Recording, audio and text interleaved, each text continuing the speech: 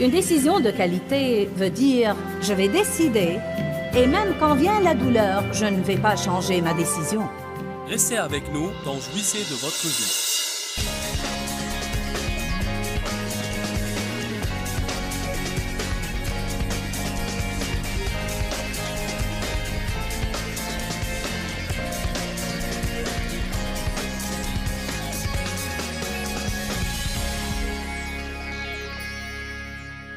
Vous aurez l'occasion, tout au long de votre vie, d'être assaillé par des sentiments différents. Il y a toujours des moments où je me sens offensée, mais je refuse de rester offensée. Je ne veux pas vivre offensée. Dès que je me sens offensée, je viens à Dieu et je commence à prier. Dieu, tu dois m'aider, car je connais les dangers de l'offense et je ne veux pas vivre offensée. Je ne veux pas vivre offensée. Parfois, Dieu met quelque chose dans mon cœur comme, bon maintenant, va là-bas, et sois gentil avec la personne qui t'a offensé. Ou peut-être il dira, va et dis-lui, écoute, si je t'ai offensé, je voudrais m'excuser. Mais voyez, si vous voulez vraiment vivre de l'autre côté de l'offense, vous devez ravaler votre fierté qui est stupide pour commencer, et vous devez, par un choix et non par un sentiment, et vous devez, par un choix, faire tout ce que vous devez faire pour avoir ce qui est bien dans votre vie. Et quand vous faites ça, vous grandissez et vous avez les douleurs de croissance. Mais de l'autre côté de ça, il y a la terre promise. Vous me comprenez? Vous vous disputez avec votre époux ou un de vos enfants ou un ami ou quelqu'un dans la famille et... à votre avis, ils doivent venir s'excuser auprès de vous pour avoir manqué de respect à votre égard. Mais ils ne viennent pas. Quelque chose doit être dit, sinon il va y avoir un mur entre vous.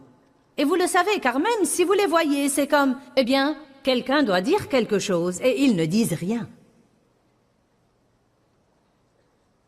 Qui fera le premier pas?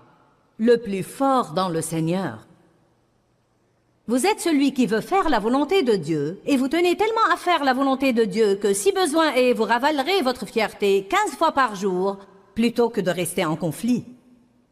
Ce n'est pas facile. Rester dans l'esclavage non plus. La Bible parle de 3 types de gens. Elle parle de l'homme naturel et comment agit l'homme naturel. Elle parle de l'homme spirituel et comment l'homme spirituel discerne tout. L'homme naturel ne comprend absolument pas l'homme spirituel, et c'est très vrai. Très vrai. Vous pouvez même dire que notre chair est comme l'homme naturel et notre esprit est comme l'homme spirituel. Et parfois, notre chair et notre esprit ne se comprennent même pas. C'est comme si une chose se passait dans notre chair et une autre dans notre esprit. Et notre chair est comme, eh bien, je ne peux pas m'accorder avec ça, ça n'a vraiment aucun sens. Pourquoi devrais-je? Pourquoi devrais-je donner quelque chose à cette personne qui m'a blessé? Ça n'a vraiment aucun sens. Pourtant, Dieu a un plan si nous suivons son discernement. J'avais un manteau qui était vraiment mon manteau préféré, et je l'aimais bien. Et il y avait une dame qui m'avait fait du mal depuis quelques années. Et je ne l'avais pas vue depuis longtemps, puis j'ai commencé à la voir à nouveau, et je pouvais toujours sentir le mur entre nous. Car le mal était important. Quand quelqu'un vous fait du mal, vous vous éloignez de lui et vous n'avez pas à traiter avec lui. Ce n'est pas aussi mauvais que de l'avoir sur le dos. Alors Dieu a commencé à me demander de donner à cette dame mon manteau préféré. Et j'ai dit au Seigneur, je vais donner le manteau. Je n'ai pas envie de donner le manteau, mais pour t'obéir, je vais donner le manteau. Mais je voudrais le donner à... Et j'ai commencé à penser aux personnes auxquelles je pouvais le donner. Alléluia. Parfois, c'est la différence entre donner et être généreux. Une personne qui donne peut donner le manteau, mais elle va faire en sorte de le donner à quelqu'un à qui elle aimerait le donner. Parfois, vous aimerez faire ça. Je ne dis pas que c'est toujours mauvais de donner quelque chose à quelqu'un que vous aimez. C'est bien aussi, mais dans ce cas-là, Dieu me disait spécifiquement de semer une graine qui allait briser une forteresse diabolique. Car l'amour est plus fort que la haine et les conflits et l'amertume. Dieu voulait que je fasse une œuvre d'amour qui allait démolir cette forteresse diabolique, et j'étais sur le point de manquer la volonté de Dieu, car bien que j'étais prête à obéir à Dieu, je ne sentais pas que je voulais le lui donner à elle. Naturellement, il n'y avait rien dans mes sentiments qui voulait donner mon manteau préféré à quelqu'un qui m'avait blessé. Amen. Mais à ce moment-là, j'étais à un stade avancé avec Dieu et j'avais assez de bon sens pour ne pas vouloir faire ce que je voulais. Et j'ai donné le manteau à la personne à laquelle Dieu m'a dit de le donner. Et je n'ai plus été dérangée par ce sentiment, cette blessure, cette gêne envers cette personne depuis.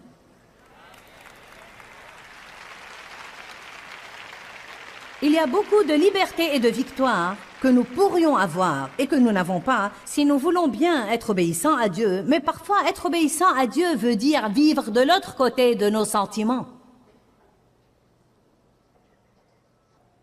Que de fois, nous ne nous excusons même pas auprès de quelqu'un car nous n'en avons pas envie. J'ai l'impression qu'il doit me dire quelque chose. Il ne s'agit pas de nos impressions, il s'agit de ce que Dieu dit. L'homme naturel est celui qui n'est pas sauvé, n'est pas régénéré, et sans esprit, n'apprécie pas la parole, marche selon la chair, fait exactement ce qu'il veut, ce qu'il pense et ce qu'il sent. L'homme spirituel est régénéré. Il a la régénération, la nouvelle naissance. Il a une maturité spirituelle qui l'affranchit des conflits. Un homme spirituel est un homme pacifique. Il fait tout ce qu'il doit faire pour marcher dans la paix. Il s'humilie. Il sait bien s'entendre avec les gens et il fait tout ce qu'il doit faire pour bien s'entendre avec eux. L'homme spirituel n'a pas l'esprit étroit. Il est prêt à entendre raison. Il est rempli de vérité, marche dans l'intégrité, respecte ses engagements. Sa vie est gouvernée par la loi de l'amour et il manifeste le fruit de l'esprit. Il jouit de la faveur de Dieu dans sa vie. Et c'est notre objectif. Et l'homme charnel alors, à vrai dire, la grande majorité des chrétiens vit dans le royaume charnel. Je ne pense pas que nous avons la moindre idée sur combien les chrétiens qui marchent selon l'esprit sont peu nombreux. Je n'accuse personne ici, donc vous savez.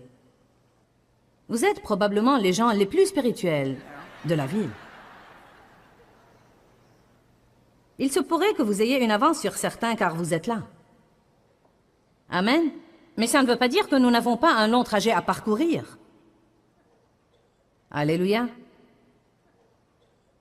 Quelqu'un m'a raconté quelque chose que je ne voulais pas entendre et sans m'en rendre compte, j'étais en train de déblatérer sous le coup de l'émotion. Ça avait quelque chose à faire avec l'argent et en l'espace de 10 minutes, moi qui croyais avoir une certaine somme d'argent, j'ai trouvé que j'en avais une autre parce que nous allons avoir à payer quelque chose que je ne m'attendais pas à avoir à payer. Alors j'ai rouspété. Avant de m'en rendre compte, j'accusais quelqu'un d'autre de quelque chose. Et pendant que je le faisais, je savais que j'agissais stupidement. Au moins, c'est du progrès que de savoir que vous dites des stupidités. Non, mais j'ai été stupide pour tant d'années et je ne savais même pas que j'étais stupide. C'est vraiment pénible d'agir stupidement et de penser « je suis stupide ». Qui a eu une crise de stupidité aujourd'hui? Mais au moins, Dieu soit loué. Je l'ai bien dit de ma bouche, puis quand quelqu'un a dit quelque chose, j'ai dit « tu sais quoi, j'agis stupidement ». Je déblatère là, car j'ai été déçue d'apprendre cette nouvelle. Alors, ce n'est pas que je n'ai pas des progrès à faire, mais du moins j'arrive à reconnaître les choses de plus en plus, et il y a plusieurs fois où je suis capable de faire ce qui est juste avant d'agir stupidement. Mais c'était tôt ce matin. C'est plus facile d'être stupide tôt. Nous n'avons pas le temps de prendre toutes nos décisions. Il y a beaucoup de christianisme charnel. Soyons sincères et disons que c'est probablement un des plus grands problèmes du monde et c'est une des plus grandes choses qui ruinent notre témoignage. Si vous avez un autocollant de pare-choc, les gens vous surveillent. Si vous allez à l'église, les gens vous surveillent. S'ils vous voient avec votre Bible, ils vous surveillent. Si vous parlez du Seigneur, ils vous surveillent. Ça ne veut pas dire que nous allons toujours manifester la perfection, mais je vais vous dire une chose, nous devons être différents du monde.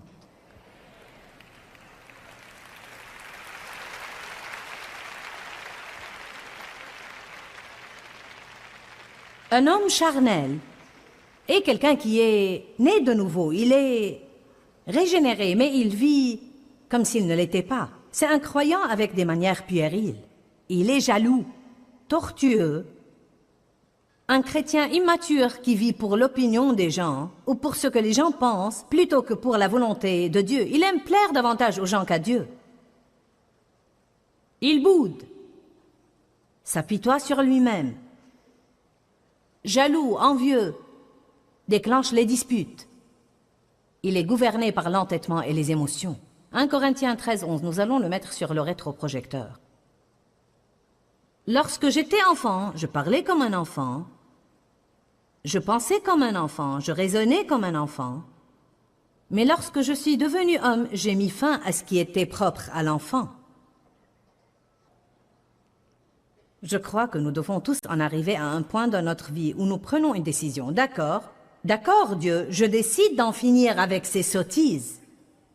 Je sais que je vais avoir besoin d'aide et que ça ne va pas disparaître du jour au lendemain, mais je déclare la guerre à la vie charnelle.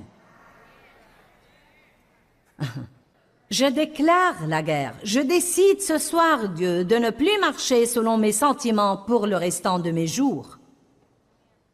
Je veux vivre de l'autre côté d'eux. La première chose que toute personne doit faire pour faire des progrès dans ce domaine, c'est de décider. Certains de vous ont déjà décidé, mais peut-être qu'ils ont besoin de prendre une décision de qualité ce soir.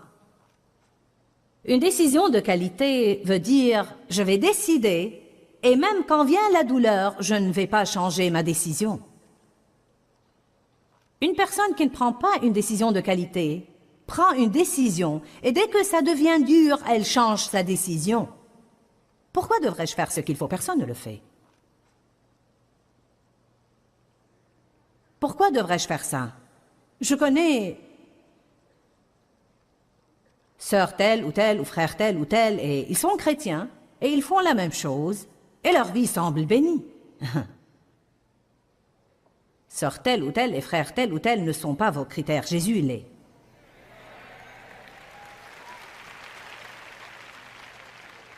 Bon, maintenant, je veux vous parler pour quelques minutes au sujet de croire la vérité plutôt que vos sentiments. Servez-vous le Dieu de la Bible ou le Dieu de vos sentiments?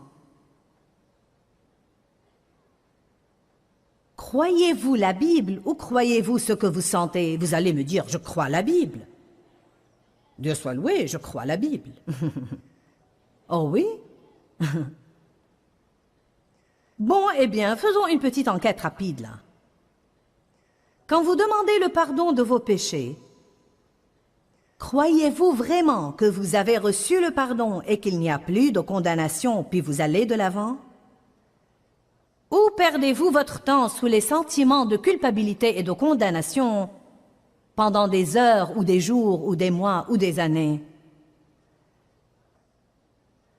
Eh bien, je me sens coupable. J'ai mauvaise conscience.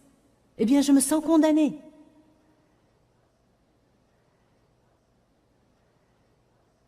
Savez-vous ce que nous faisons en nourrissant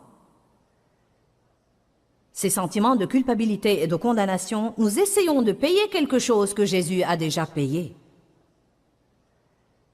Ça équivaut à ça. Vous dites, tu ne peux pas faire comme si de rien n'était. C'est vrai, j'ai mal agi. Oui, il y a une saison pour le repentir. Il y a une saison pour pleurer ce que vous avez fait. Et je crois en fait que le vrai repentir inclut ça. Mais quand vous en arrivez à un point de vrai repentir et que vous en avez parlé à Dieu, vous l'avez admis, vous vous êtes repenti, vous devez aller de l'avant.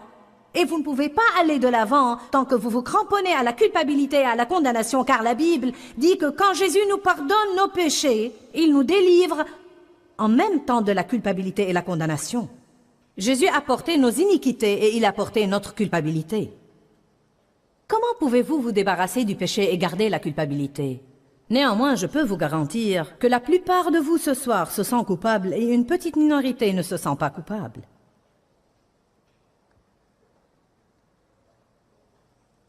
Combien de vous ont le problème d'avoir mauvaise conscience tout le temps? Qui se sent vaguement coupable tout le temps? Mon Dieu, j'ai combattu ça, et combattu ça, et combattu ça, et combattu ça. Vous dites, comment l'as-tu surmonté? J'ai dit, je ne vais absolument pas vivre comme ça. J'ai commencé à étudier la culpabilité et la condamnation. J'ai lu toutes les Écritures. Je veux dire que je les ai tellement lues que je les ai apprises par cœur. Et quand cet esprit stupide de culpabilité commençait à essayer de s'agripper à moi, je disais, il n'y a point de condamnation pour ceux qui sont en Christ. J'ai fait ce que je peux faire. J'ai confessé, je me suis repenti. Vous devez répondre au diable. Ne restez pas là pour le laisser vous remplir la tête d'absurdité. Vous devez ouvrir la bouche et répondre. Quand vous vous repentez et vous demandez à Dieu de vous pardonner et vous vous sentez toujours coupable, à ce moment-là, vous devez dire « Je suis la justice de Dieu en Christ, je me suis repenti, j'ai demandé à Dieu de me pardonner, j'ai confessé et il n'y a plus de condamnation. Jésus a porté mon péché, il a porté ma culpabilité et je ne vais pas vivre comme ça. » Vous dites, j'ai essayé ça et ça n'a pas marché. Faites-le à nouveau, et faites-le à nouveau, et faites-le à nouveau et à nouveau. Et faites-le jusqu'à ce que le diable en ait tellement ras-le-bol de vous entendre qu'il va se taire.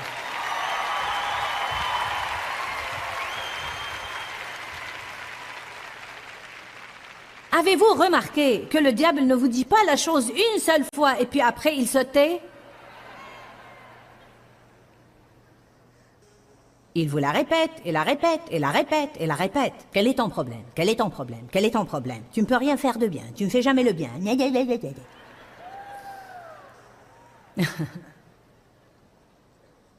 1 Jean 1,9 dit que si nous admettons nos péchés et les confessons, qu'il est fidèle et juste pour nous pardonner tous nos péchés et nous purifier complètement de toute iniquité. 1 Jean chapitre 2 verset 1 dit « Mes petits enfants, je vous écris ces choses afin que vous ne péchiez point. Mais si quelqu'un vient à pécher, nous avons un avocat, Jésus-Christ le juste, qui a payé nos péchés. » Et si ça ne vous suffit pas, allez lire Hébreux chapitre 10, où il dit que l'ancienne loi ne peut jamais ôter les sentiments de culpabilité, que tout ce qu'elle fait, c'est les dissimuler, mais que nous avons une nouvelle alliance, que son sang a été répandu et qu'il nous a pour toujours complètement purifiés de toute iniquité. J'aime la Bible amplifiée. Pour toujours complètement purifiés. Eh bien, je me sens coupable. Oh. Certains disent toujours, mais je sens, mais je sens, mais je sens, mais je sens. Et tout ce que vous devez faire, c'est arrêter de croire ce que vous sentez et commencer à vous rendre compte que la vérité va l'emporter sur ce que vous sentez si vous exaltez la vérité et non pas vos sentiments. Et si vous parlez de la vérité et non pas de vos sentiments, nous parlons de ce que nous sentons plus que n'importe quoi d'autre. Je sens que personne ne m'aime. Je sens que Dieu ne m'aime pas. Eh bien, combien d'écritures dois-je vous citer pour vous convaincre qu'il vous aime?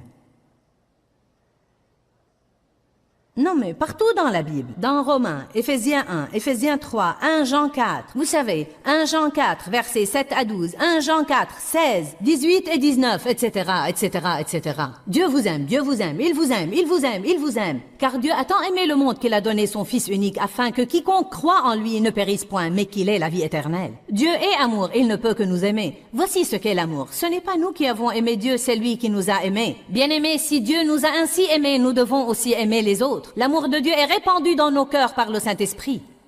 Paul a prié pour l'Église, pour que vous compreniez la hauteur, la profondeur, la longueur et la largeur de l'amour que Dieu a pour vous et que vous ressentiez cet amour vous-même. L'amour parfait bannit la crainte, etc., etc., etc. Dieu nous aime.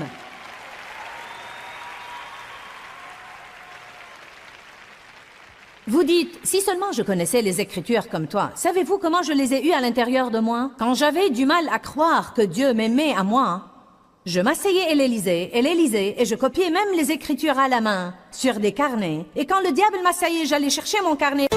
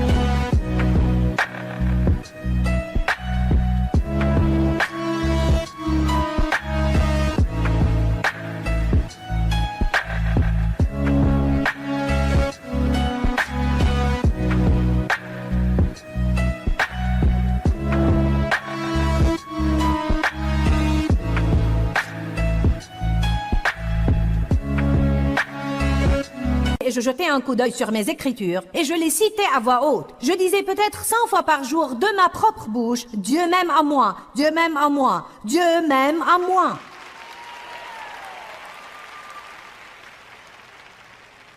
Pourquoi les gens restent-ils dans l'esclavage? Parce qu'ils sont paresseux.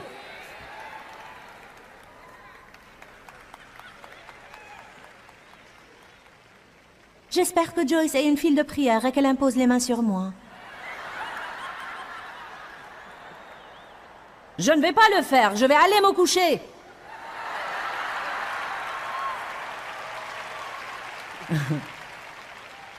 Vous êtes presque 6000 et je ne suis qu'une. Et si j'impose les mains sur vous toute la nuit, je serai morte demain. Et ça ne va pas régler votre problème de toute façon.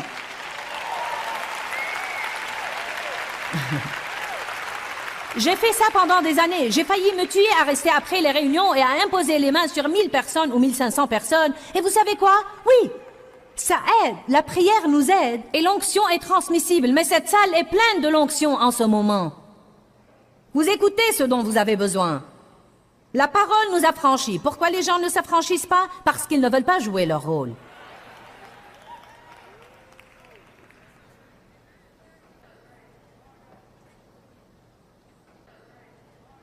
Ah, vous savez, je n'ai pas envie de confesser la parole. Je sais que je dois prier davantage, mais je n'en ai pas envie. N'est-ce pas la vérité? Est-ce que je me parle à moi-même? Ou est-ce que je dis la vérité?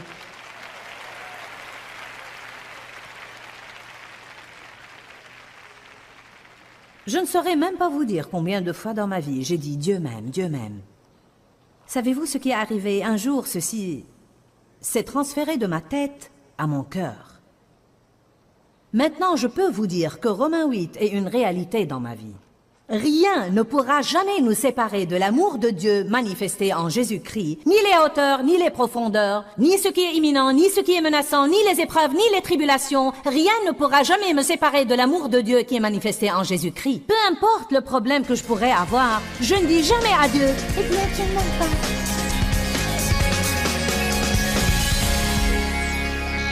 Nous incliner devant les sentiments aura pour résultat de nous créer des problèmes. Nous devons nous discipliner pour contrôler nos émotions et croire la vérité de la parole plutôt que nos sentiments. Avez-vous besoin de plus d'assurance dans votre vie et de plus de confiance? Je veux vous dire aujourd'hui que Dieu vous aime.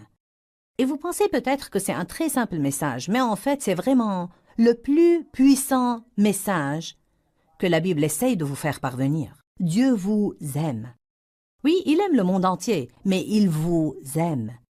La Bible dit « L'amour parfait bannit la crainte ». Vous savez, nous avons tous tellement de craintes différentes dans notre vie. Crainte de l'avenir, crainte du passé, crainte de ce que les gens vont penser de nous. Crainte du besoin, crainte de la solitude. Non, mais la liste n'en finit vraiment pas. Et c'est uniquement le fait de savoir combien Dieu nous aime et que s'il nous aime, il va certainement s'occuper de nous, qui nous délivrera de ces craintes. Beaucoup de gens m'ont dit au fil des années, « Tu sais, tu m'as regardé et tu as dit « Dieu t'aime à toi ». Et Joyce, quand tu as dit ça, ça a changé ma vie. Eh bien, vous savez, je suis stupéfiée par le nombre de personnes qui n'ont peut-être jamais entendu ça, ou ceux qui l'ont entendu et n'ont pas encore décidé vraiment de le croire. Et je veux que non seulement vous l'entendiez aujourd'hui, mais je veux que vous le receviez à l'intérieur de vous. Je veux que vous receviez la vérité, que Dieu vous aime. Il vous aime inconditionnellement.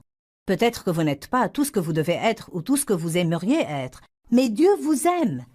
Il vous aime là où vous êtes, et si vous recevez son amour, il vous aidera à arriver là où vous aimeriez être, et il vous aidera à être tout ce que vous devez être. Donc recevez ça aujourd'hui, car c'est la force qui apportera la guérison à votre vie. Encore une fois, Dieu vous aime. Que Dieu vous bénisse et à très bientôt. Pourquoi Seigneur, pourquoi? Dans ce livret, Joyce Meyer nous